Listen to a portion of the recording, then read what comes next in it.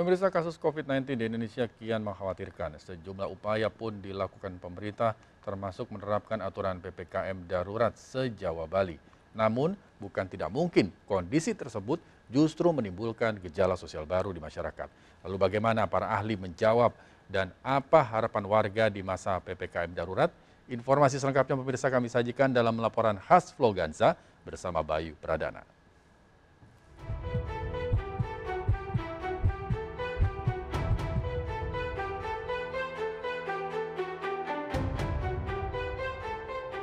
Pemirsa, dengan PPKM darurat se-Jawa Bali memberikan sinyal bahwa Indonesia sedang genting pandemi COVID-19. Dengan data kasus COVID-19 yang terus meningkat, memberikan sinyal bahwa kita sudah saatnya bersatu untuk melawan musuh pandemi. Tentunya dengan PPKM darurat, gejala sosial tidak bisa terhindarkan. Lalu sebenarnya apa yang harus dilakukan masyarakat dalam masa PPKM darurat dan bagaimana cara terbaik untuk meredam kepanikan masyarakat? Kita cari tahu jawabannya.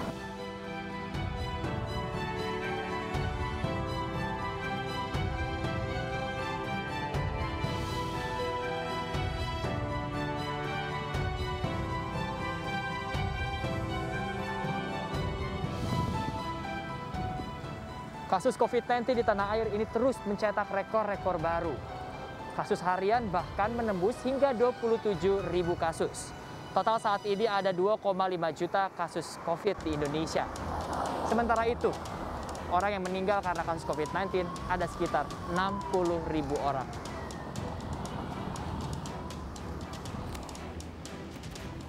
Melonjaknya angka COVID-19 ini juga berdampak ke sejumlah sektor, di antaranya rumah sakit dan juga tenaga kesehatan yang semakin kewalahan, timbulnya kepanikan warga, hingga berburu oksigen dan juga obat COVID-19 yang semakin sulit dicari.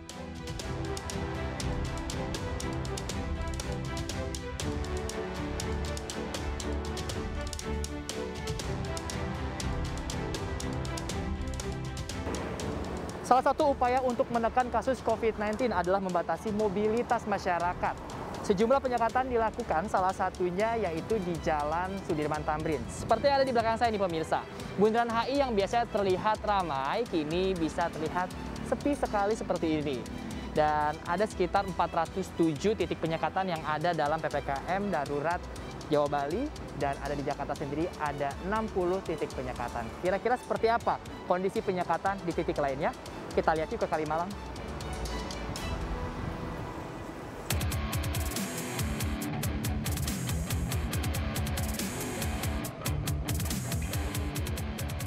Pak Sambodo, apa kabar Pak? Baik, terima kasih. Ya, Pak, sekarang PPKM darurat diterapkan gitu. Tujuan dengan adanya penyekatan di beberapa titik di Jakarta, apa sih Pak tujuannya Pak?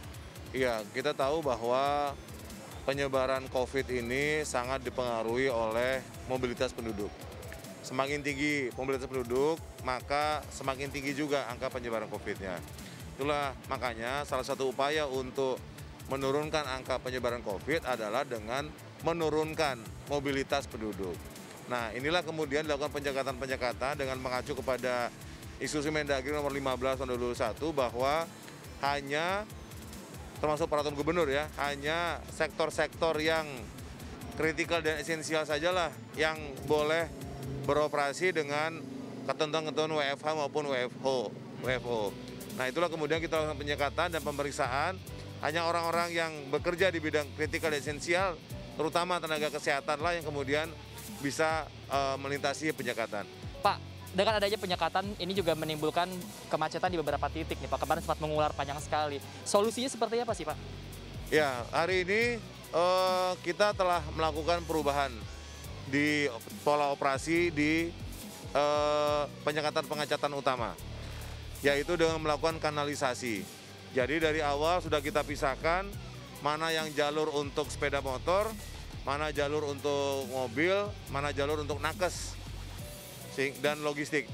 Perlu waktu untuk mengedukasi masyarakat. Apa sih Pak kendalanya untuk menerapkan ini semua agar kita semua tentunya juga aman dari COVID-19? Kendalanya adalah bahwa masih banyak perusahaan-perusahaan yang bukan bergerak di bidang esensial dan kritikal ini mewajibkan karyawannya untuk masuk. Nah, pemirsa, seperti yang dijelaskan oleh Dirlantas tadi, dilakukan kanalisasi untuk menjadi salah satu jawaban dari kemacetan di titik-titik penyekatan. Tepat di mana saya berdiri saat ini, yaitu di Kalimalang, di mana penyekatan dilakukan. Telah dilakukan kanalisasi juga nih pemirsa. Di sebelah kiri saya adalah jalur yang digunakan untuk kendaraan-kendaraan prioritas utama, yaitu adalah pekerja kesehatan. Sementara yang ada di sebelah kanan saya ini di jalur tengah ini digunakan untuk para pekerja esensial dan juga kritikal lainnya yang bisa menunjukkan syarat-syarat, di antaranya adalah STRP. Dan yang paling kanan memang digunakan untuk pengendara yang memang harus diputarbalikkan. Dengan adanya kanalisasi ini diharapkan nantinya penyekatan bisa dilakukan secara maksimal dan tentunya tidak menimbulkan kemacetan.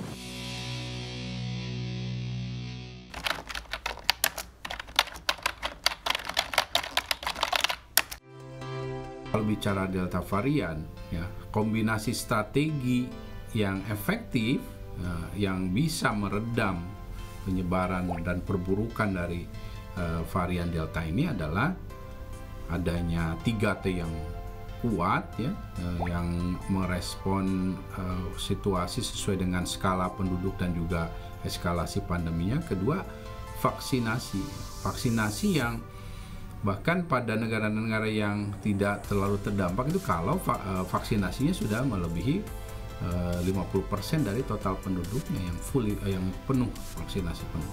Kemudian ketiga, pembatasan, baik pembatasan di pintu masuk negara maupun pembatasan aktivitas dan juga mobilitas, interaksi, ya, keramaian di dalam negeri, termasuk pembatasan-pembatasan di aspek lain. Ini yang dianggap relatif cukup, ya. Jadi tidak hanya bisa satu, tapi harus kombinasi. Dan konteks Indonesia harus diperkuat dengan visitasi. Visitasi ini adalah home visit atau kunjungan rumah, di mana kita tahu mayoritas kasus 80-85% ada di rumah-rumah, di pemukiman. Yang ini harus kita datangi, kita identifikasi untuk selanjutnya dilakukan pendekatan isolasi karantina, dan juga termasuk di situ treatmentnya ada. Jadi yang kenapa 3T itu masuk dalam kaitan 3T, ya karena treatment awalnya itu ada di situ. Sehingga orang yang memiliki faktor risiko tinggi itu tidak menjadi lebih parah. PPKM ini, ya, walaupun tidak dalam kriteria ideal di setiap komponen tadi, tapi ada, gitu. Jadi sekarang tahap berikutnya adalah bagaimana semua pihak berkomitmen tinggi, berkonsisten, dan juga dengan konsisten mengimplementasikan ini secara disiplin, ya, sesuai dengan target capaian. Dari 34 provinsi, sayangnya sebanyak 31 provinsi yang mengalami kenaikan persen kasus aktif, 9 provinsi mengalami kenaikan persen kematian, dan 29 provinsi mengalami penurunan persen kesembuhan. Tentunya, banyaknya provinsi yang mengalami perkembangan ke arah yang kurang baik ini perlu dijadikan refleksi oleh pemerintah daerah masing-masing. Kenaikan persen kematian menunjukkan dalam 1 minggu terakhir, kenaikan kematian yang terjadi lebih signifikan dibanding kenaikan kesembuhan.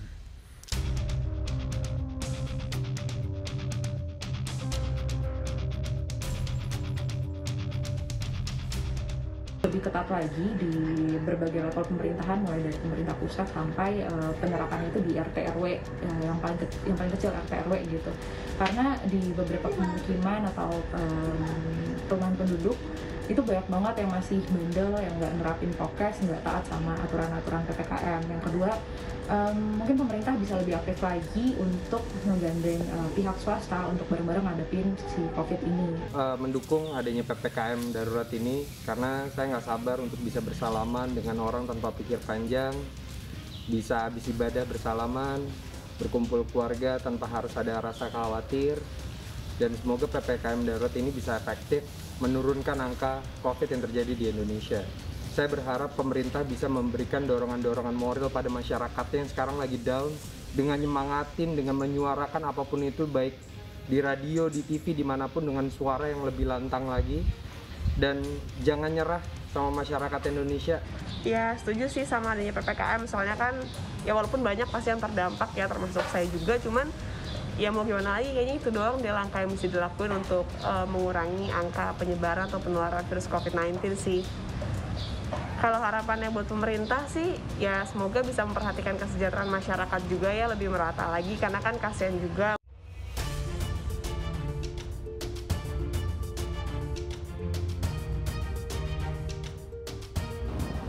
Masalah COVID-19 di tanah air tidak kunjung selesai. Berbagai cara dilakukan pemerintah untuk menekan angka ini dan juga menyelamatkan jiwa bangsa. Bukan menjadi tanggung jawab sejumlah pihak saja, tapi seluruh masyarakat yang juga bisa turut berperan untuk menyelamatkan lebih lagi banyak jiwa dan juga menyelamatkan tanah air ini dari pandemi COVID-19. Bersama juru kamera Muhammad Faisal dan Rama Romadona, saya Bayu Pradana, tetaplah berdiam di rumah.